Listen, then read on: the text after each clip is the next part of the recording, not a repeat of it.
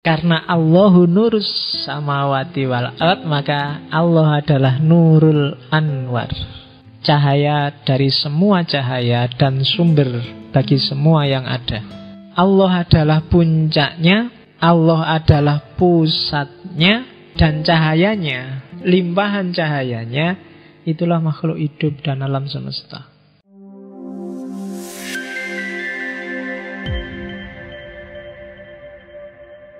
Kita mulai masuk ya sekarang ke filsafat iluminasinya.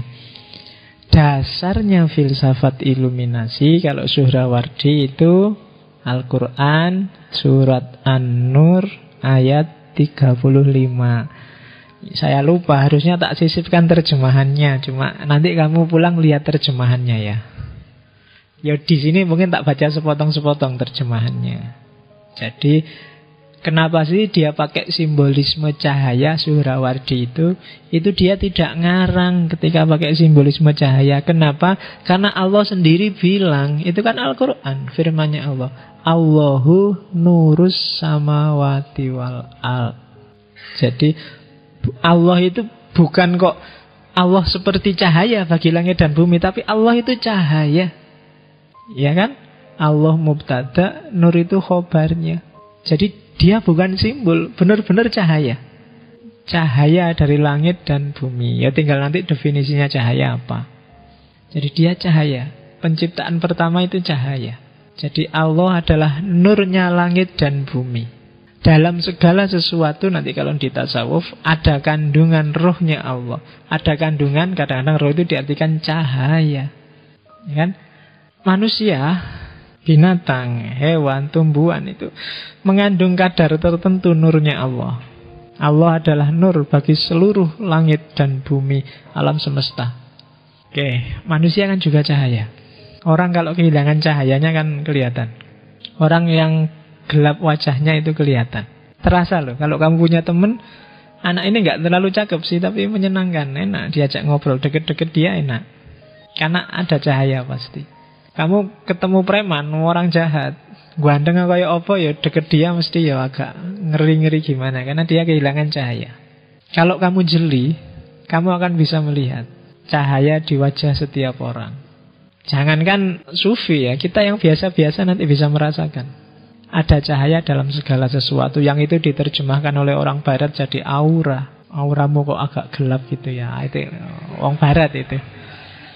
Ya, kalau kita kan nggak peduli sama aura. Yang penting itu aurat. Oke. Allahu nurus samawati wal ard, mathalu nurihi kamishkatin. Perumpamaan cahayanya Allah. Jadi susah mendefinisikan cahaya. Kalau dijelaskan juga orang nggak paham. Maka Al-Quran ngomong kayak gimana sih Allah yang cahaya itu. Masalu nurihi, contoh gambaran cahayanya Allah itu kamiskatin, seperti satu lubang. Wis, gambarkan aja lubang di tembok atau lubang di tanah. Fiha misbah, yang di dalamnya ada misbah, ada lampu. Ya kan? Al-misbahu fi zujajah. Lampu itu dikerangkai dalam satu kaca. Jadi gambarkan ya kayak ya neon lah, anggap aja neon apa lampu petromak zaman dulu itu kan, nyala, sekitarnya ada kaca. Az-zujajatu ka'annaha kaukabun durriyun yuqadu min syajaratin mubarakatin zaitunatin la syarqiyatin wala hurbiyah.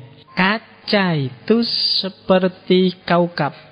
Kaukab itu kayak pelita. Durriyun yang bercahaya, yang dinyalakan itu cuma yuqadu, dinyalakan oleh pohon yang diberkahi, pohon zaitun yang tidak timur tidak barat. Pokoknya nyalanya oleh bahan bakar yang luar biasa, sehingga nyalanya terang benderang. Jadi Allah itu cahaya langit bumi sebagaimana satu lubang yang di dalamnya ada cahaya lampu, gampang-gampangannya gitu, yang cahayanya ini luar biasa kan, lubangnya jadi terang benderang kan, gara-gara cahaya itu. Yakadu zaituha yudi'u walau lam tamsashu nar.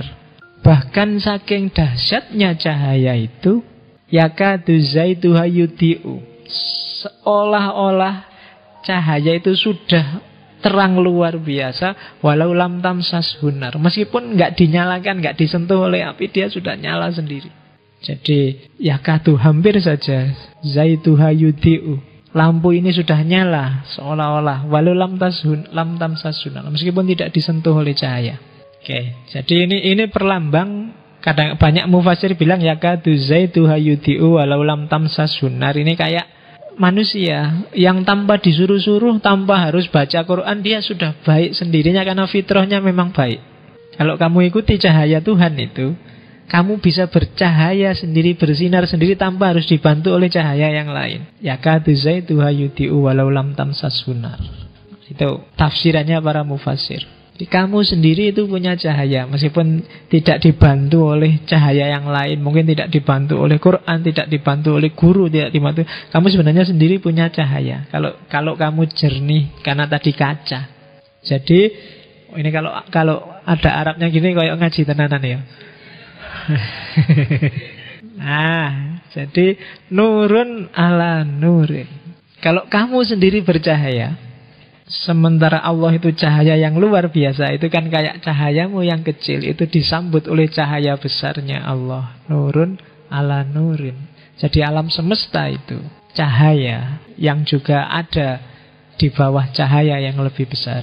Nurun ala nurin yahdillahu linurihi mayasya. Dan Allah akan menganugerahkan cahaya pada orang yang dikehendaki oleh Allah. Wa yadribullahu al-amthal linnas wallahu bikulli syai'in alim. Jadi ini ayat yang dijadikan poros oleh Suhrawardi sehingga melahirkan filsafat cahaya. Jadi hiduplah bercahaya. Caranya gimana? Ini tadi, kacamu harus jernih, zujajahnya harus terang. Kalau zujajahnya terang, cahayamu akan memancar. Dan kalau ada cahaya yang mau menerangi kamu dari luar, lebih cepat masuknya. Nah, itu nurun ala nurin. Dan Allah itu cahayanya langit dan bumi. Oke, itu porosnya. Bagi yang ini ayat ini dipakai hampir oleh semua sufi iluminasi. Ayat tentang cahaya. Cahaya yang maha cahaya, yaitu Allah. Teori yang paling jelimet kalau dalam fisika kan teori tentang cahaya.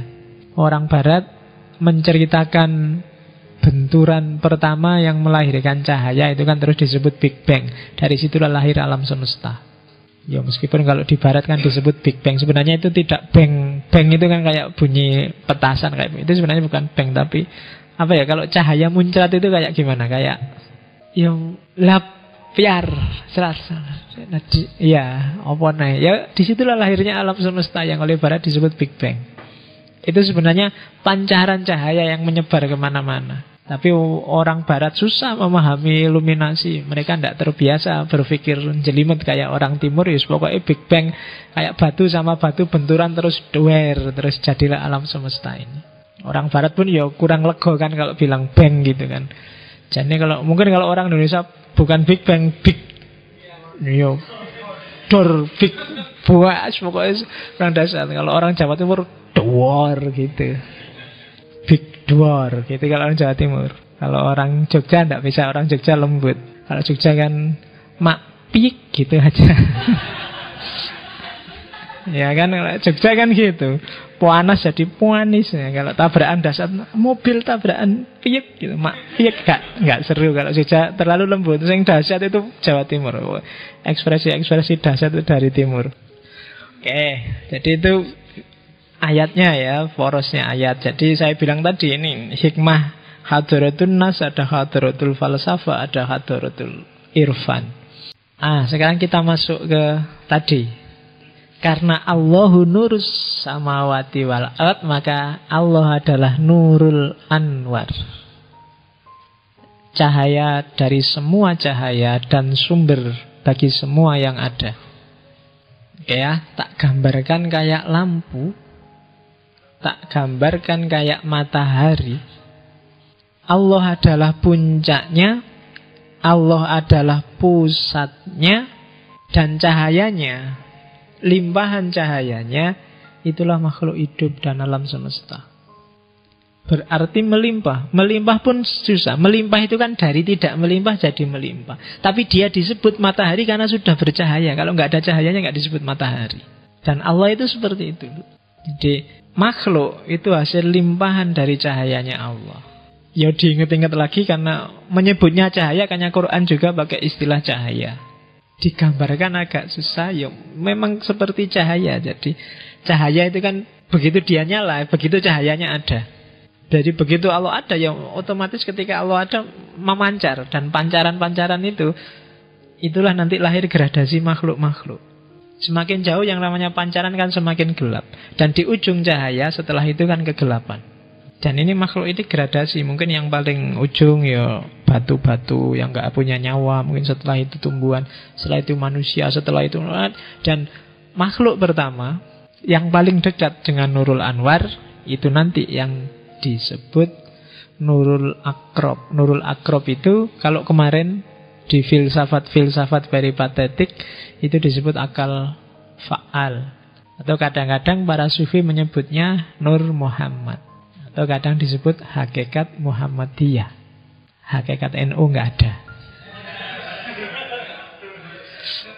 Yang ada hakikat Muhammadiyah. Oke, jadi model penciptaan itu dalam imajinasinya Suhrawardi seperti cahaya yang memancar dari Nurul Anwar, dari cahaya yang maha cahaya. Satu-satunya cahaya yang sejati itu ya Allah. Jadi semua hakikat itu sebenarnya hakikatnya Allah. Yang lain cuma pancarannya. Jadi gambarnya kayak matahari itu berarti. Dalam diri kita ada kandungan Allah, tapi hanya sebagian karena Allah yang sejati di sana. Itu nanti yang agak membedakan dengan Ibnu Arabi dan kawan-kawan. Kalau di Ibnu Arabi kan ya Allah itu ya kita ada di dalam Allah. Itu yang disebut wahdatul wujud. Tapi kalau Suhrawardi ini agak kalau Ibnu Arabi panteis, kalau Suhrawardi ini disebut panenteis. Panenteis itu saya bukan Allah, tapi dalam diriku ada Allah, ada kandungan Allah. Itu panenteis. Ada bagian tertentu dari diriku yang pasti bukan Allah.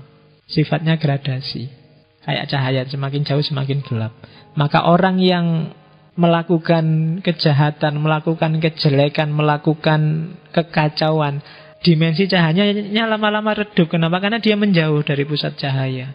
Maka semakin jauh dari Allah dia semakin gelap. Karena pusatnya cahaya ada di Allah. Itu gambarannya. Jadi meskipun miskin, bajunya jelek, tapi kadang-kadang kalau bercahaya kan kelihatan. Kenapa? Karena orang ini dekat sama Allah. Sufi-sufi itu kan jarang yang punya baju bagus.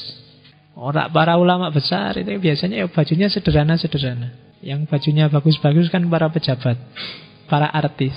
Kalau yang sufi-sufi ya bajunya biasa-biasa, jelek-jelek. Tapi deket sama mereka enak. Kadang-kadang kamu sowan ke rumahnya para ulama, para kiai itu, ndak ngapa-ngapain ya, kamu lihat di situ banyak tamu, duduk aja di situ dengerin orang ngobrol, hatimu kan tentrem. Kenapa? Kamu sedang dekat dengan cahaya. Jadi pikiranmu jadi bening lagi, ndak harus ngobrol, deket aja sama orang-orang itu, bikin hati tentram. Dijelaskan secara logika ndak bisa. Karena ranahnya bukan lagi ranah logis.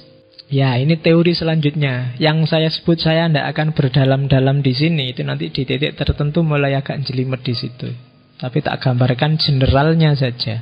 Jadi cahaya itu ada dua jenis. Ada cahaya yang fakir dan cahaya yang kaya. Cahaya yang kaya berarti cahaya itu ya milik dia sendiri, bukan karena yang lain. Kalau kita itu punya cahaya tapi fakir. Cahaya kita karena dipancari oleh Tuhan, oleh Allah. Maka tugas kita adalah gimana caranya agar kita semakin terang. Untuk biar kita semakin terang, kita harus bergerak mendekat ke Allah. Dan itu yang dilakukan oleh para sufi. Suhrawardi mengkritik para filosof peripatetik karena membaca realitas itu berhenti pada matter and form, pada bentuk dan materi. Padahal ada yang lebih substansial dari itu. Bentuk dan materi harus dilampaui, tapi harus masuk lebih jauh ke arah dari mana sih asalnya bentuk dan materi itu. Itu kritiknya Suhrawardi pada kelompok peripatetik. Tapi nanti peripatetik penting, harus dipakai untuk menjelaskan pengalaman keagamaan ini, kan harus pakai filsafat, harus pakai akal. Karena kalau nggak pakai akal orang nggak akan paham. Yang tak jelasin tadi ini kan pakai akal kan. Ada matahari, ada sinarnya. Sinar ini kan semuanya pakai akal. Meskipun nggak tepat bener, ya kira-kira seperti itulah gambarannya. Kan gitu maunya Suhrawardi dan kawan-kawan. Karena ini sebenarnya nggak terkatakan. Untuk bisa dikatakan harus pinjem simbol macam-macam tadi. Pinjem matahari, pinjem cahaya, pinjem. Biar orang paham. Ya namanya banyak kalau di situ disebut. Ada Nurul Anwar, ada Nurul Muhid, ada Nurul Qayyum, ada Nurul A'zam, ada Nurul A'la, ada Nurul Qahar. Banyak ya. Kalau kamu punya anak 7, kasih nama itu enggak apa-apa. Anak pertama Nurul Anwar, anak kedua Nurul Muhid, anak ketiga Nurul Qayyum. Itu semuanya cahaya, menunjukkan langsung pada Allah. Kalau orang Indonesia senangnya pakai Nurul Jannah. Nah, itu. Jadi belum puncak. Surga itu cahaya tapi belum cahaya yang puncak. Apalagi nama Nurul. Nurul Huda. Nah, cahaya petunjuk. Nurul apa lagi ya? Komariah. Nurul Samsiah. Nur. Oke. Nama Nur kan populer kalau di Indonesia. Kalau di Jawa Siti, orang Jawa itu kan paling jos. Nama-nama sahabat kan mesti diowai kabeh nek sama orang Jawa. Ya, ada yang dikasih Siti, ada yang dikasih apa yang kayak orang laki-laki itu kan. Jadi namanya diowai kabeh itu. Dasarnya orang Jawa kan gitu. Itu ontologi. Saya berhenti di sini ontologi karena setelah ini penjelasannya agak panjang, rumit dan menyesatkan bagi yang tidak paham. Jadi sengaja saya potong di situ. Karena orang itu biasanya kalau ketemu rumitnya terus nggak mau melanjutkan. Karena setelah ontologi ada bagian paling menarik dari Suhrawardi, yaitu epistemologi.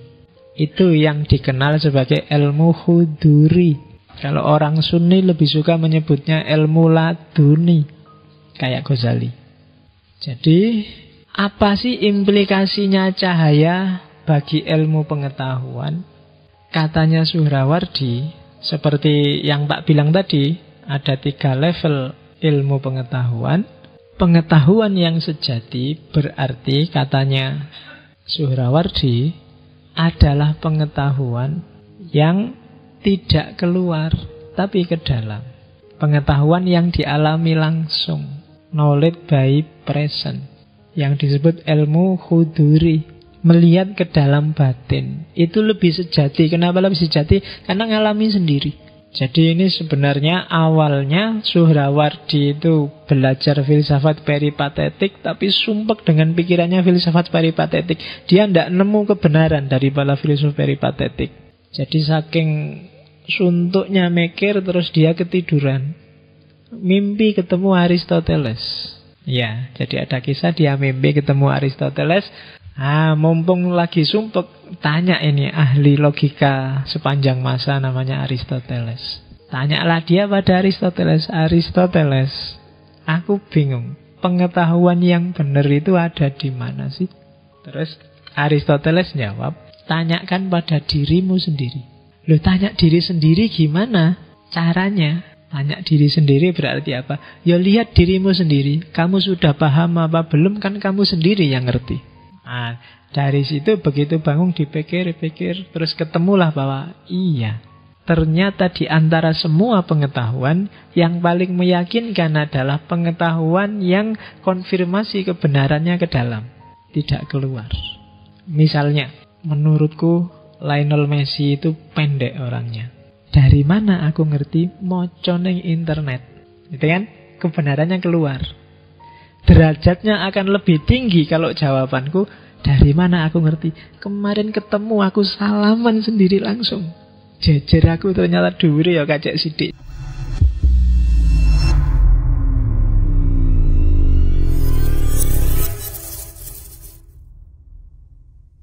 Cuman ketika yang pertama aku ngomongnya kan referensinya keluar, tapi di kedua aku sendiri yang ngerti. Pengetahuan yang aku sendiri ngerti ini kan levelnya lebih tinggi dibandingkan yang tadi. Kalau yang tadi pakai media keluar, yang ini ke dalam. Jadi clue dari mimpi ketemu Aristoteles itu, pengetahuan yang paling meyakinkan adalah knowledge by present, ilmu huduri, pengetahuan yang hadir langsung dalam diri kita. Itu tadi yang saya sebut sebagai hakul yakin. Hakul yakin kenapa? Aku ngalami sendiri. Tidak sekedar aku lihat sendiri atau aku mikir sendiri. Kalau aku lihat sendiri bisa di internet, aku mikir sendiri bisa tak kira-kira. Tapi aku lihat sendiri. Aku lihat sendiri pacarku masuk sama laki-laki lain, besok mesti hamil. Nah itu lihat sendiri. Atau yang besok mesti hamil itu kan kongsi pikiran, pakai akal.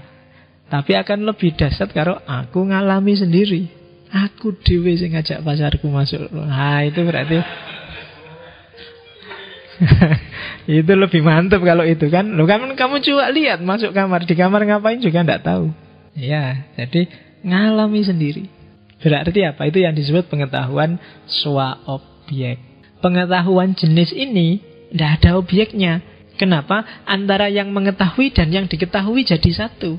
Ilmu itu kan biasanya ngeceknya keluar. Berapa skornya akan terus ke sana. Tapi yang paling mantap itu yang ke sini. Ini kan lebih mantap. Swa objek. Objeknya ya aku ngecek aku dewe. Yang mengetahui juga aku. Itu yang disebut self-awareness. Kesadaran tentang dirimu sendiri. Nah itu yang disebut ilmu huduri.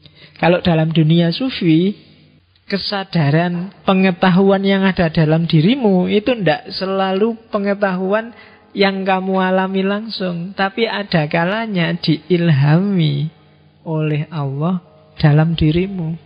Jadi kamu tinggal nengok di dalam ada pengetahuan apa sih? Hasil ilham dari Allah. Ya termasuk intuisi, termasuk insting. Itu kan pengetahuan yang dalam dirimu. Kamu gak pernah belajar gimana caranya sayang pada orang tua, otomatis saja kamu sayang pada mereka. Orang tuamu juga waktu kamu lahir gak pernah, wah aku harus kursus ini biar aku sayang sama anakku, kan gak. Otomatis ada dalam diri mereka rasa sayang pada anak. Itu kan pengetahuan instingtif. Jenis pengetahuan yang juga self-awareness, sadar langsung. Kamu yang cowok kan gak pernah belajar, wah aku cowok apa cewek? Oh cowok, berarti aku harus belajar gimana caranya suka sama cewek. Kan gak. Otomatis saja lihat cewek langsung suat-suit kamu kan. Langsung seneng kan gitu. Termasuk pengetahuan untuk punya keturunan, bikin anak. Itu kan kamu gak perlu kursus, gak perlu. Loh iya, kamu kan ngapain kamu capek-capek tiap hari lihat video tiap hari. Gak usah gitu, kamu sudah bisa. Itu swa objek gitu. Sudah otomatis iso. Kamu tinggal ngecek dalam dirimu sudah ada insting seperti itu. Kamu dadak nonton banyak referensi Pak biar besok referensi piye wis iso, aja kuwatir. Ya kan? Yuk dicoba dulu, dicoba. Sudah ada kemampuan dan kapasitas itu. Bapak ibumu dulu gak pernah nonton juga jadi. Ya kan? Ayam itu juga gak pernah kursus, gak pernah download, gak pernah itu juga bisa. Ya kan? Jadi ndak itu pengetahuan swa objek. Ndak mungkin salah, wong ada dalam dirimu kok. Nggak mungkin keliru, wis kamu nggak perlu belajar susah-susah. Mesti ngerti Pak. Nanti saya nggak tahu tempatnya Pak. Iso, aja kuwatir. Wis ngerti. Iya. Ndak, makanya kan orang sekarang kan agak itu kan. Oh ini perlu pendidikan seks sejak dini. Ngapain dididik? Iso, jangan khawatir kalau seks. Oke. Nah, ya nanti kalau dalam sufi namanya macam-macam. Ada ar-ru'yah al-mubashirah, ada direct experience, preverbal knowledge, ada kasyaf, ada itu sebenarnya nama-nama lain dari huduri. Kadang-kadang kita juga sebut laduni. Kalau dunia barat juga menyebutnya intuisi. Pengetahuan yang muncul secara ilhami, tidak diduga-duga. Kayak waktu Newton tiba-tiba lihat apel jatuh. Begitu lihat apel jatuh, iya, ini kemungkinan ada hukum jatuh kan gitu. Dan itu ketika dia sudah mahasiswa. Kalau tidak intuitif kan nggak mungkin. Kalau pakai akal harusnya dia sejak dulu-dulu, mungkin waktu SD, waktu SMP, SMA kan sudah lihat barang jatuh. Tapi kenapa begitu apel jatuh baru muncul ide gravitasi? Ya, karena itu sifatnya intuitif. Sama kayak Archimedes kan, waktu dia mau mandi kungkum terus airnya utah semua, lahirlah hukum Archimedes. Ya, jadi itu kan sifatnya intuitif, nggak bisa diatur. Aku mau nyari hukum Archimedes, tak nyemplung kan enggak. Tapi begitu nyemplung dulu baru muncul ide, iya, kan gitu. Itu sifatnya intuitif. Nah, kalau menurut para sufi, intuisi itu, pengetahuan yang sifatnya swa objek itu pancaran cahaya dari atas, dari Allah. Jadi Allah yang maha tahu segalanya, sekaligus dialah yang segalanya itu. Karena semua realitas adalah pancaran dirinya. Kalau batin kita jernih, maka Allah akan memantul dalam diri kita. Kalau Allah memantul di batin kita, otomatis kita banyak informasi tentang alam semesta. Karena Allah juga adalah alam semesta itu sendiri. Itu yang ada di pikirannya Suhrawardi. Makanya kadang-kadang wali-wali itu kan ngerti macam-macam. Wali-wali itu ngerti segalanya. Kemarin saya waktu ngajar di kampus itu kan cerita tentang seorang wali di Jawa Timur yang diwalikan dan ngerti macam-macam. Di antara pengetahuannya para wali kan ngerti masa depan. Jadi kalau ada banyak tamu, itu dia bisa nebak, dia bisa ngomong, dia bisa ngasih advice, dia bisa marah-marah, dia bisa. Dan mesti pas, tanpa harus kenal siapa orang itu. Itu kan kadang-kadang aneh kan. Tapi itu yang terjadi kenapa? Karena batinnya jernih. Kalau batinnya jernih, Allah memantul dalam batinnya. Kalau Allah mantul, wong Allah itu ad-dunya wa ma fiha, karena dunia ini hanya pancaran dari sinarnya, dari cahayanya Allah, ya otomatis tidak usah dia belajar, informasi itu ada dan datang. Makanya hati-hati kalau kamu ketemu orang-orang kayak gitu. Dia bisa nebak dengan tepat siapa kamu, kemarin kamu habis ngapain, dan seterusnya. Ya kan? Dan kadang-kadang kan kamu malu kalau ketemu orang itu. Karena, wah ini mesti bisa nebak aku kan gitu. Padahal harusnya kamu lebih malu lagi karena Allah itu selalu ngawasi kamu loh. Kayak beliau-beliau para wali itu juga ngerti. Allah juga ngerti, jangan dianggap. Cuma kamu gak malu aja kan kalau sama Allah. Ya iya biasa lah, Allah kan gak cerewet kayak mereka. Ya, Allah ngerti macam-macam kan, diam aja Pak kan gitu. Ya, ya paling Allah ketawa aja lihat kamu. Ya wis ngerti-ngerti, paling Allah gitu wis. Oke, jadi cara berpikirnya seperti itu. Nah, karena itu dalam konsep, karena ilmu itu cahaya. Oh ini kayak syairnya Imam Syafi'i itu kan. Mungkin dulu pernah tak ceritain. Jadi Imam Syafi'i itu punya guru namanya Waqi'. Satu ketika Imam Syafi'i ini mungkin karena dia orang pintar, selalu baca satu tingkat jenuh dia. Mau coba buku nggak masuk-masuk. Belajar nggak paham-paham. Apa ya yang salah? Terus tanya pada Waqi'. Akan terus keluar syairnya yang terkenal itu kan. Syakautu ila Waqi' su'a khifdhi wa arsadani ila tarkil ma'asi fa ahbaruni fi anna ilma nurun. Jadi dia mengadu pada Waqi', guru aku kok hafalanku hilang terus ya. Ngapalin hilang, belajar nggak masuk. Terus katanya Waqi', kamu terlalu banyak maksiat. Kenapa? Kalau terlalu banyak maksiat, hatimu gelap. Kalau hatimu gelap, cahaya nggak bisa masuk. Lah hubungannya apa guru? Karena bi annal ilma nurun. Karena ilmu itu cahaya. Dan cahaya nggak akan masuk pada orang yang kakean dosa. Hatinya gelap.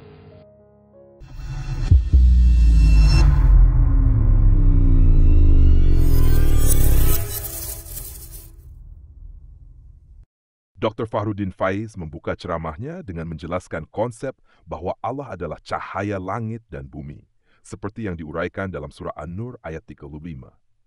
Dia menggambarkan bagaimana Suhrawardi, seorang filsuf Islam, menggunakan simbolisme cahaya untuk memperkenalkan filsafat iluminasi, di mana segala sesuatu di alam semesta adalah pancaran cahaya darinya.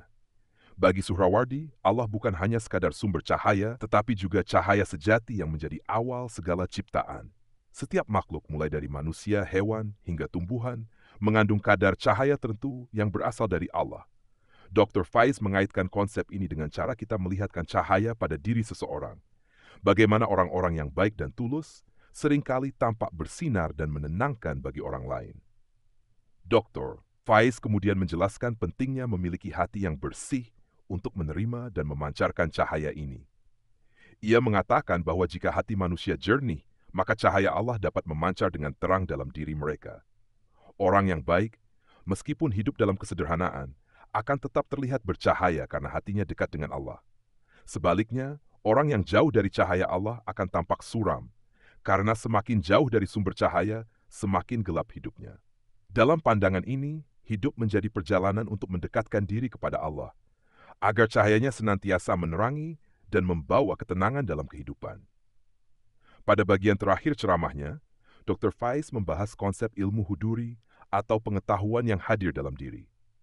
Menurut Suhrawardi, pengetahuan sejati adalah yang dialami disadari secara langsung, bukan sekadar informasi dari luar.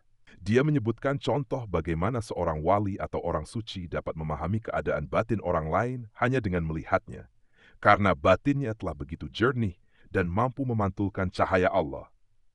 Dengan hati yang terang, pengetahuan dan kebijaksanaan akan datang dengan sendirinya. Dr. Faiz mengakhiri dengan menegaskan bahwa ilmu adalah cahaya, dan untuk meraihnya, hati harus bersih dari kegelapan, seperti yang diungkapkan dalam nasihat gurunya, Imam Syafi'i, bahwa ilmu supashin masul megelap.